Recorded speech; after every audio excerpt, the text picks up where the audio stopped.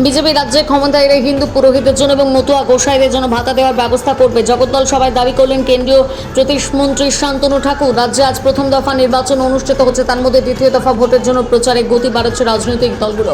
জগদ্দল বিধানসভার বিজেপি প্রার্থী রাজেশ কুমারের সমর্থনে প্রচার সভা অনুষ্ঠান হয়, সেখানে বক্তব্য রাখেন কেন্দ্রীয় প্রতিমন্ত্রী শান্তনু ঠাকুর।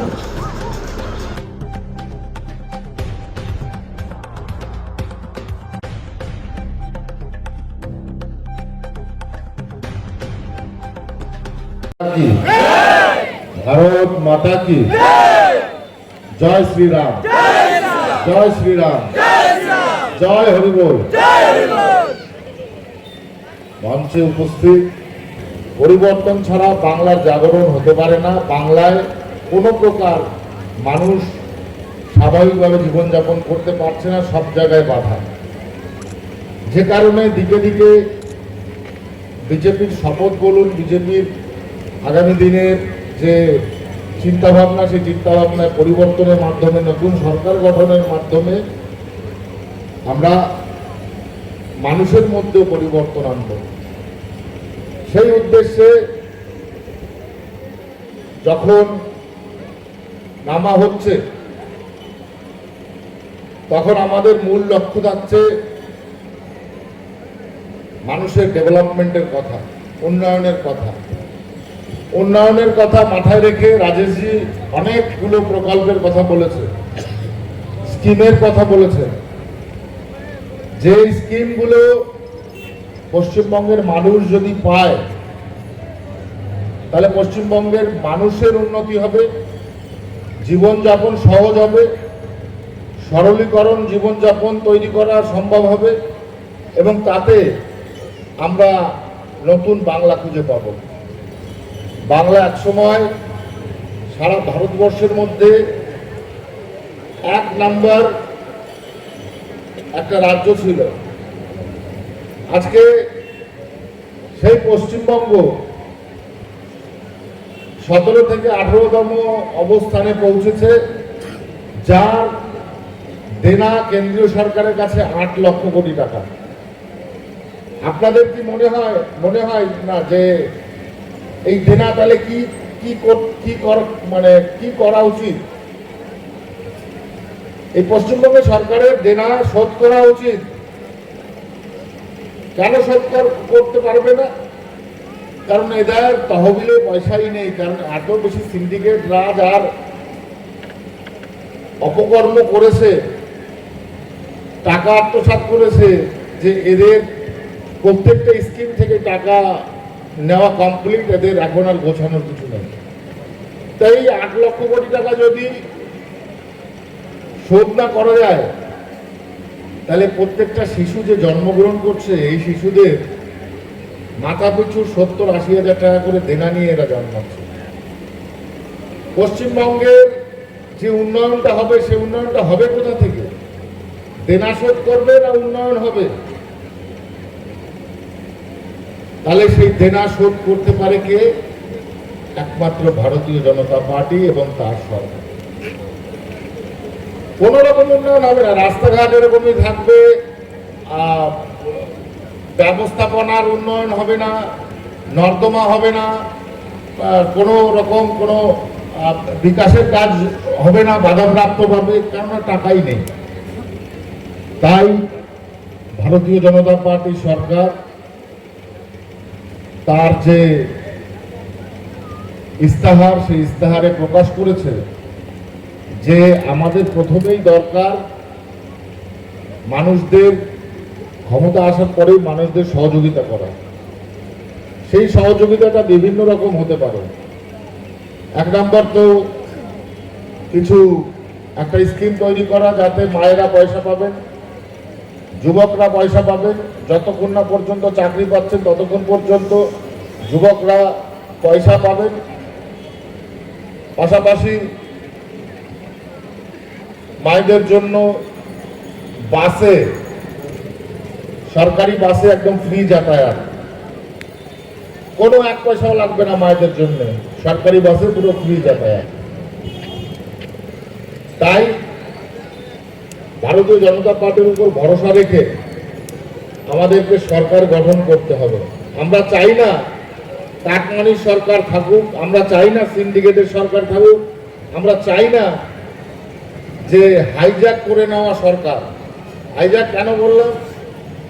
প্রধানমন্ত্রী আবাস যোজনা বাংলার গ্রামীণ আবাস যোজনা করে হাইজ্যাক করে নিয়েছে। প্রধানমন্ত্রী সড়ক যোজনা বাংলার গ্রামীণ সড়ক যোজনা করে হাইজ্যাক করে নিয়েছে।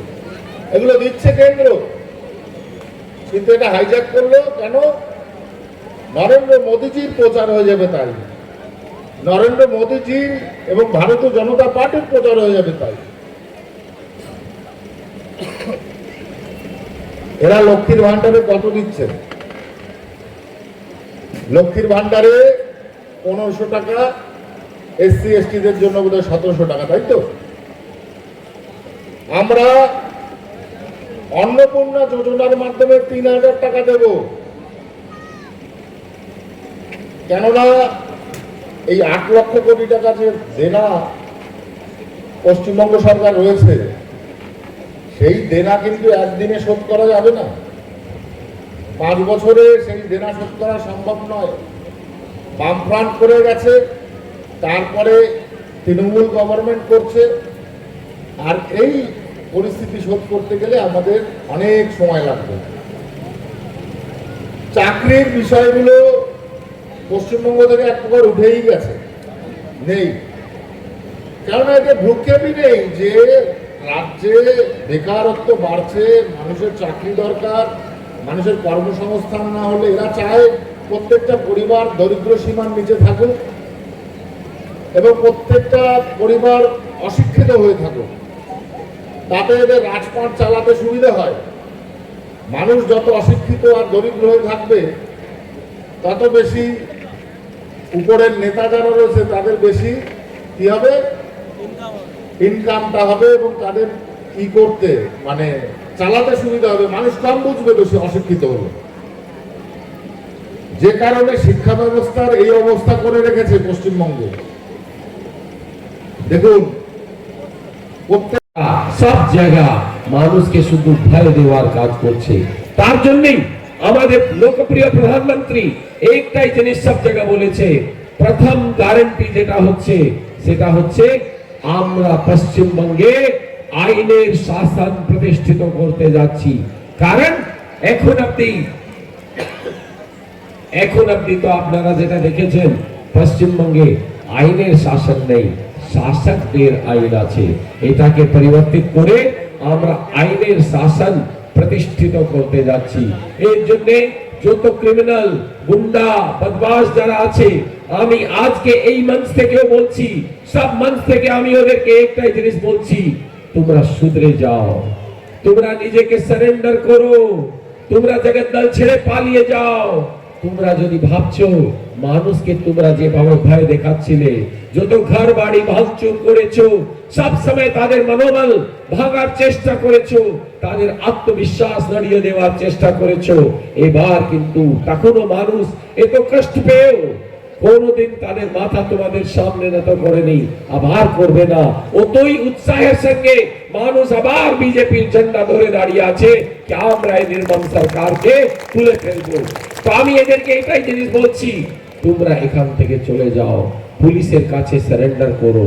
4 তারিখে যখন বিজেপির সরকার প্রতিষ্ঠিত হতে যাচ্ছে, তখন কেউ তোমাদেরকে বাঁচাতে পারবে না। তোমাদেরকে যারা রাজনৈতিক লোক আজ আপনি সংরক্ষণ দিয়ে রাখছে, তোমাদেরকে পুষছে কিছু কিছু পুলিশ কর্মী, 95% পুলিশ কর্মীরা ভালো, তাও 5% পুলিশ কর্মীও চটি চাটা পুলিশ অধিকারী আছে। তারা এই রাজনৈতিক লোকেদের সঙ্গে মিলে এই ধরনের ক্রিমিনালদেরকে সংরক্ষণ দিচ্ছে। আমি বলছি কেউ এদেরকে বাঁচাতে পারবে না। যেরকম একটা বেলুনের মধ্যে হাওয়া ভরে ওকে ফুলিয়ে রাখা হয়, আমি জানি কিভাবে বেলুনকে ফুসকে দিতে হবে, পুরো হাওয়া বার করে দিতে হবে, তখন কেউ বাঁচাতে আসবে না। বুঝে রাখো, তখন বাবারা এরা নিজেকে বাঁচাতে ব্যস্ত থাকবে, তোমাদেরকে কেউ বাঁচাতে আসবে না। আমরা অনেক কাজের সংকল্প নিয়েছি, আমাদের যে সংকল্প পত্র আছে তার মধ্যে যেটা বিজেপির শীর্ষ নেতৃত্ব যেটা বলেছে, আমরা আমাদের প্রত্যেক মা বোনকে লখপতি দিদি বানাবো। কারণ এই প্রকল্পটা ভিন্ন রাজ্যে লক্ষ লক্ষ মহিলারা লখপতি দিদি হয়েছে, কিন্তু আমাদের এখানে কোনো মতই এটা করা যায়নি এই নির্মম সরকারের জন্য। তো আমরা প্রত্যেক মা বোনকে লখপতি দিদি বানানোর সংকল্প নিয়ে শুরু করছি। আর যখন অব্দি আমরা এটা পেয়ে যাব না, তখন অব্দি আগামী মাস থেকেই আমরা আমাদের মা বোনেদের অ্যাকাউন্টে 3000 ব্যাংক খাতায় 3000 টাকা প্রতি মাস আগামী মাস থেকেই আপনার ব্যাংক খাতায় ঢুকবে, এটা জেনে রাখুন। সেই হিসাবেই আমাদের যে বাচ্চারা আছে, ইউয়া পিঢ়ি আছে, তারা গত 15 বছরে কোন জায়গায় ঠিক মতো চাকরি পেতে পারেনি। সরকারি চাকরিতে আজকে 4.5 লাখ শূন্যপদ পড়ে আছে। এই 4.5 লাখ শূন্যপদকে আমাদের এখানে সংকল্প পত্রতে বলা হয়েছে যে আমরা 45 দিনের ভিতরে তার সূচনা করব। আর আমাদের যেভাবে বাচ্চাদেরকে চাকরি দেওয়া হবে, খুব ন্যায্যভাবে, যারা কঠিন পরিশ্রম করে, যে বাচ্চারা যাদের মেধা আছে তারা এই কাজটা পাবে। কারণ আপনারা তো এই সরকারকে দেখলেন, শিক্ষক ভর্তি ঘোটালা কিভাবে এরা চাকরি দিয়েছে, কিভাবে ঘুষ খেয়ে চাকরি দিয়েছে, যে মন্ত্রীদের কাছ থেকে বাড়ি থেকে কোটি কোটি টাকা বেরোলো আপনারা দেখলেন। এদের বান্ধবীর বাড়ি থেকেও কোটি কোটি টাকা, কালো টাকার পাহাড় বেরিয়েছে। টাকা গোনার জন্য মেশিন আনতে হয়েছিল, মানুষ টাকার গুনতি করতে পারেনি, এটা আপনারা সকাল মিলে দেখেছেন। তো আমি এই জিনিসটা বলছি একদম পারদর্শী ভাবে, একদম স্পষ্টতার সঙ্গে সেইভাবে বাচ্চাদেরকে চাকরি দেওয়া হবে। আমি আরো একটা জিনিস বলি, প্রত্যেক বছর 20 লক্ষ নতুন কর্মসংস্থান আরো তৈরি করা হবে। মানে 5 বছরের মধ্যে 1 কোটি কর্মসংস্থান আরো তৈরি করা হবে। এটা কিভাবে হবে আপনারা তো জানেন। জগদ্দল এখানে তো এতগুলো ফ্যাক্টরি ছিল, আপনারা জানেন। এখানে এতগুলো জুট মিল ছিল, এখানে রামস্বরূপ ইন্ডাস্ট্রি ছিল, এখানে অন্নপূর্ণা কটন মিল, এতগুলো কারখানা এখানে ছিল। সব কারখানাকে বন্ধ করে দিয়েছে। যেই দিন বিজেপির সরকার এখানে প্রতিষ্ঠিত হবে, আপনারা দেখবেন এই সব ফ্যাক্টরি তো ফিরে আসবেই, লাইন লেগে যাবে আরো ফ্যাক্টরি খোলার জন্য। আপনাদের জমির দাম যেদিন বিজেপি সরকার আসবে সেদিন 25% দাম, 25% দাম সেই দিনই বেড়ে যাবে প্রত্যেক জমির, আপনি দেখবেন। কারণ এই লুটখোরির সরকার, দুর্নীতিগ্রস্ত সরকার, তার জন্য প্রত্যেক মানুষকে এরা হেরান করে রেখেছে। তো আমরা এতগুলো কর্মসংস্থান,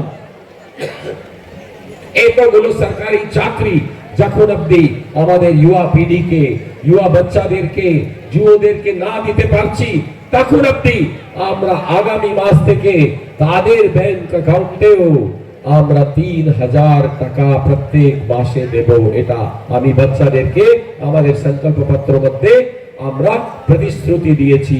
আরো একটা কথা বলতে চাই, যেখানে গোটা দেশে কোটি কোটি লোক প্রধানমন্ত্রী আবাস যোজনাতে বাড়ি পেয়েছে, কিন্তু আপনাদেরকে জেনে দুঃখ হবে, জগদ্দলে মাত্র 1200 লোককে এরা 15 বছরের মধ্যে প্রধানমন্ত্রী আবাস যোজনার বাড়ি দিয়েছে।